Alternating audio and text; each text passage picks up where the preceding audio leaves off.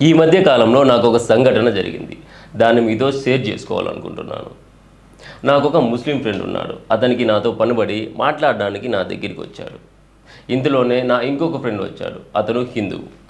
ఇద్దరూ నా ఫ్రెండ్స్ అయినప్పటికీ వారిద్దరికీ ఒకరికొకరు పరిచయం లేదు. అలా నేను ఒకరినొకరికి పరిచయం చేయించాను. ఈ క్రమంలోనే ముస్లిం అతడి పేరు వినగానే హో మీరు తురకోలా అని చాలా సాధారణంగా అన్నాడు నా హిందూ ఫ్రెండ్. ఇందులోనే ముస్లిం అతను అయిన నా ఫ్రెండ్ విపరీతమైన కోపంతో ఎవర్రా నువ్వు నన్ను ఇంత అవమానిస్తావా, నన్ను తురకోడా అంటావా, నీ సంగతి చెప్తా అని రివ్వున తన బైక్ ఎక్కి అక్కడి నుంచి వెళ్ళిపోయాడు. ఇక్కడ నాకు అర్థం కాని విషయం ఏమిటంటే అసలు తురక అంటే తప్పేముంది? తురక అనే వర్డ్ అవమానకరం ఎలా అవుతుంది? అసలు ముస్లింని తురక అని ఎందుకంటారో మనం ఇప్పుడు తెలుసుకుందాం. చరిత్ర ప్రకారం మధ్యయుగ కాలంలో భారతదేశంపై దండెత్తిన లేదా ఇక్కడ పాలన సాగించిన ఢిల్లీ సుల్తానులు వంటి వారు ముస్లిం రాజులు ఇంకా సైనికులు.